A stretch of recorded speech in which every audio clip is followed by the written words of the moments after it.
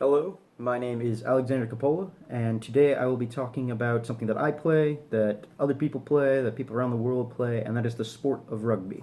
I'll be talking briefly about its history, some of the terms, some of the positions played, rules and some of the regulations, and how the game is actually played. So, the history of rugby is a little strange, as before it was rugby, it was called handball, and it was played by the Romans and Greeks during their time. But instead of the traditional rugby ball, they used a more round ball like a soccer ball. We're still tackling and all that, but different rules. But the modern sport of rugby didn't start until 1823, where there's a legend, according to Ben Johnson of Historic UK. The legend goes that during a soccer or football game in autumn of 1823, one of the goalies of the team, William Webb Elliot, decided to pick up the ball with his hands and run to the other side and try to score. And hence the modern day sport of rugby was born. From this, though, this is just a legend. The World Cup is actually named after this legend, and it's called the Webb Elliot Cup, which is played for about every 2 years. Surprisingly, though, the first official game of rugby wasn't played until 1871 when all the rules were established, and it was the national England team and Scotland teams that played against each other. And Scotland came out with a win with just 1-0.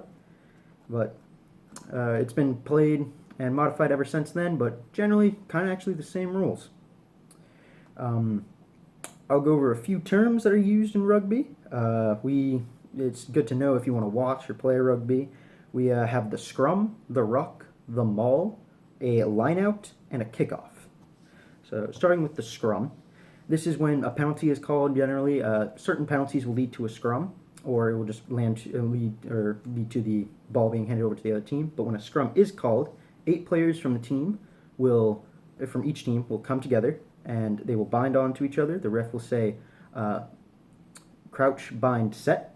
When this happens, one of the players will throw a ball into the tunnel, which is formed when the players bind on to each other, and the teams will try to push over each other and kick the ball backwards. When the ball is kicked out, whoever grabs it, their team has possession. The ruck and maul are two very similar kind of things that you'll see. They happen when a tackle goes down. The ruck is when the tackle actually hits the floor and the ball has to be presented, and members of each team will try to push over the ball and gain possession of it.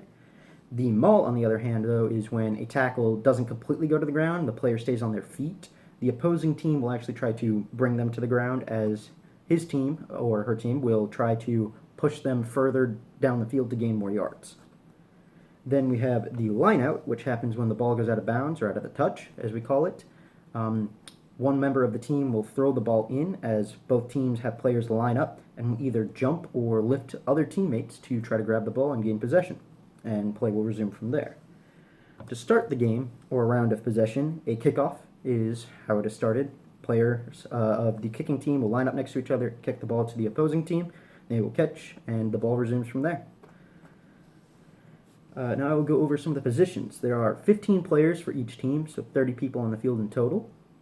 There are broken up into 2 sections called the forwards and the backs. The forwards consist of 8 players, as the backs consist of 7. The forward positions are, you have 2 props, 1 hooker, 2 second rows or locks, 2 flankers, and 1 8-man. The props' job are to be kind of the powerhouse, bigger guys of the forwards. Will typically do lifting in the lineouts, and during the scrum are kind of the forward guys and will help support the the hooker, as he is the one who is trying to kick the ball back. The hooker's job is to throw in the ball typically and use his legs to kick the ball back during a scrum. Then you have your 2 locks, or your 2 second rows. They are more of the driving force of a scrum, and typically the people who get lifted during a lineout. They are typically taller, lankier forwards, and that is their job. The flankers will be in the lineout as well. Typically you're jumping people in the back, and during a scrum, when the ball comes out, their job is to hit the player who is generally carrying the ball, or support the player if it's on your team. The 8-man is kind of the all-around player of the forwards, as he is both bigger, faster, and more athletic of the forwards, and does tackling along with all the other forwards who do tackling, but is mainly the main runner for the forwards. Then we go to the backs, where you have the scrum half, who is kind of the connection between the forwards and the backs. The fly half, who is in charge of the backs and is calling plays and all that. You have the two centers, who are kind of your bigger backs and will crash or run into other players for a tackle to kind of suck their teammates in and create openings for the wings and the fullback. So wings typically are your running force for your team, very fast and will run along the edges and typically are the main people who score during a game. And then you have your fullback, who is the person who will catch kicked balls, and is kind of your last line of defense. And those are the positions and what they do. So now we will go on to some of the rules, regulations, and penalties of rugby. We'll first talk about player gear, and then a knock, high tackle, and offsides. Those are just a few of the penalties and some of the rules. There are many others, but these are kind of the basic ones. So for player gear, players wear their team colors and athletic clothes, wear shorts, socks, and they use a mouth guard to protect their mouth. No pads are worn, no helmet. It is just only the mouth guard. A knock is when a ball is passed backwards, because the ball is only allowed to make a backwards motion, unless you are running with it. If the player drops the ball and it moves forward, this is a knock, and this is typically when a scrum is formed due to a knock is the most common penalty. Then you have a high tackle, which is when a tackle is above the neck or around the head. This is a serious penalty, as we are trying to protect our heads as we don't have any padding, and is generally the penalty that is red carded the most, or yellow carded. And then you have offsides. So when a tackle or a maul is made, the ball makes an invisible line, and you have to kind of stay on your side of it, and going over it is an offsides. So how the game is played. Well, it is, of course, like most games, started off with a kickoff, and it is an 80-minute game split into two 40-minute halves. The kickoff starts it.